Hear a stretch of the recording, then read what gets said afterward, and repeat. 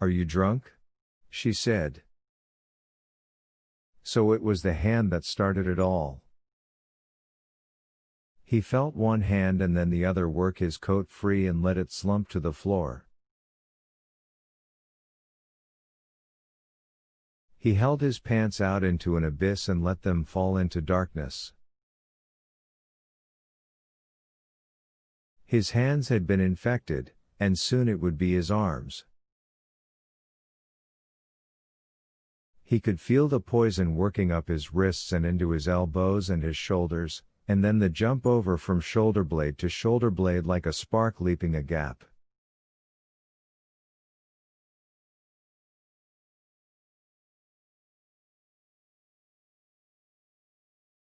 His hands were ravenous.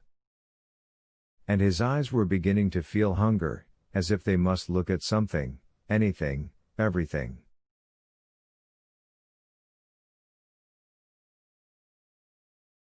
His wife said, "What are you doing?"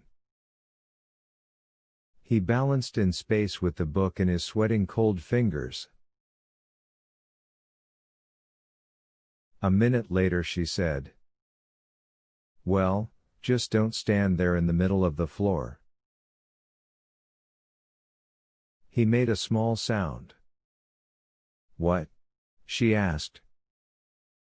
He made more soft sounds. He stumbled towards the bed and shoved the book clumsily under the cold pillow. He fell into bed and his wife cried out, startled. He lay far across the room from her, on a winter island separated by an empty sea.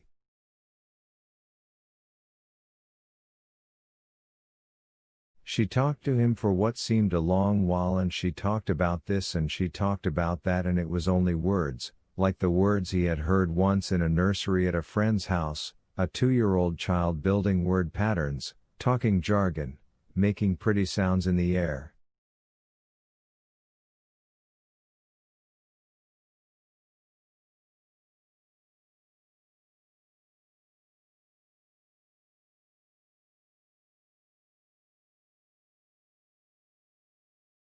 But Montauk said nothing, and after a long while, when he only made the small sounds, he felt her move in the room and come to his bed and stand over him and put her hand down to feel his cheek.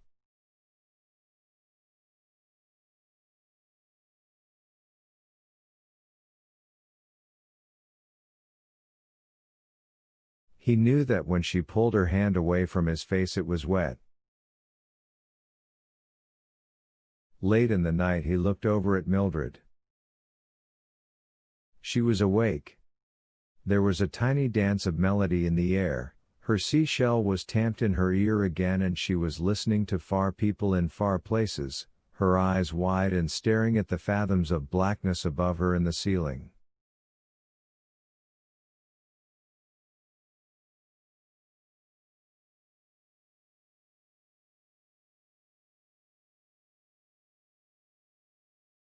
Wasn't there an old joke about the wife who talked so much on the telephone that her desperate husband ran out to the nearest store and telephoned her to ask what was for dinner?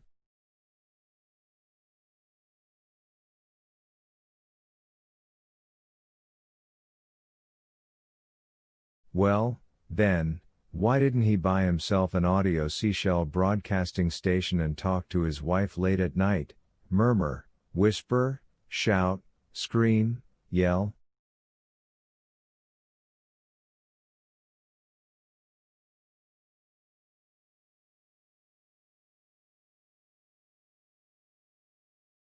But what would he whisper, what would he yell? What could he say? And suddenly she was so strange he couldn't believe he knew her at all. He was in someone else's house, like those other jokes people told of the gentleman, drunk, coming home late at night, unlocking the wrong door, entering a wrong room, and betting with a stranger and getting up early and going to work, and neither of them the wiser.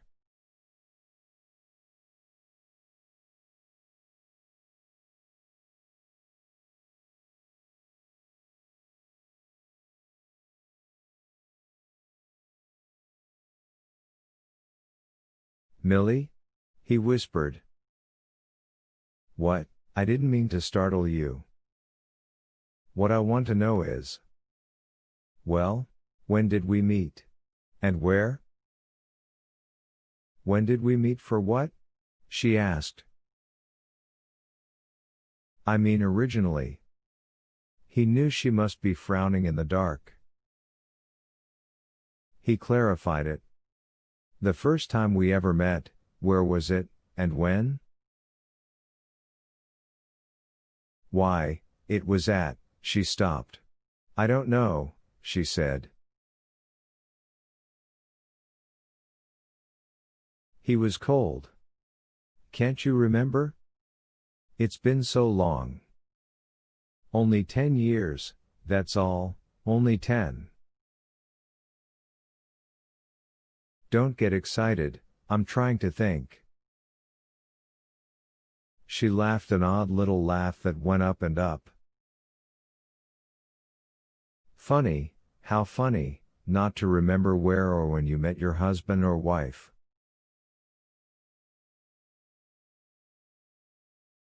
He lay massaging his eyes, his brow, and the back of his neck, slowly.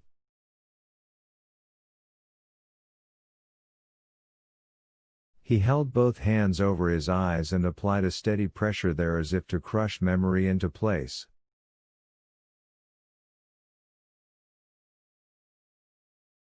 It was suddenly more important than any other thing in a lifetime that he knew where he had met Mildred.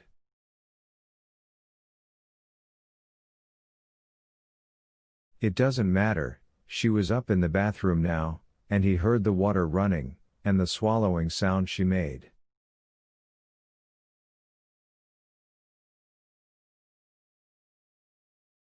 No, I guess not, he said. He tried to count how many times she swallowed, and he thought of the visit from the two zinc oxide-faced men with the cigarettes in their straight-lined mouths and the electronic-eyed snake winding down into the layer upon layer of night and stone and stagnant spring water, and he wanted to call out to her, "How many have you taken tonight? The capsules. How many will you take later and not know?" And so on, every hour. Or maybe not tonight, tomorrow night.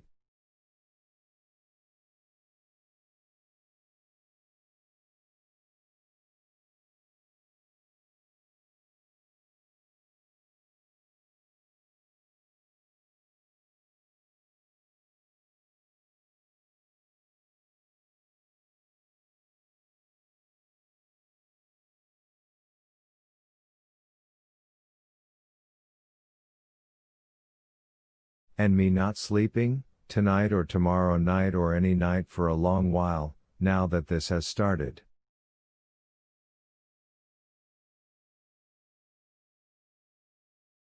And he thought of her lying on the bed with the two technicians standing straight over her, not bent with concern, but only standing straight, arms folded.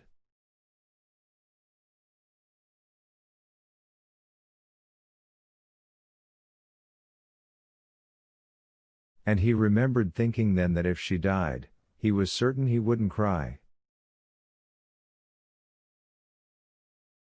For it would be the dying of an unknown, a street face, a newspaper image, and it was suddenly so very wrong that he had begun to cry, not at death but at the thought of not crying at death, a silly empty man near a silly empty woman, while the hungry snake made her still more empty.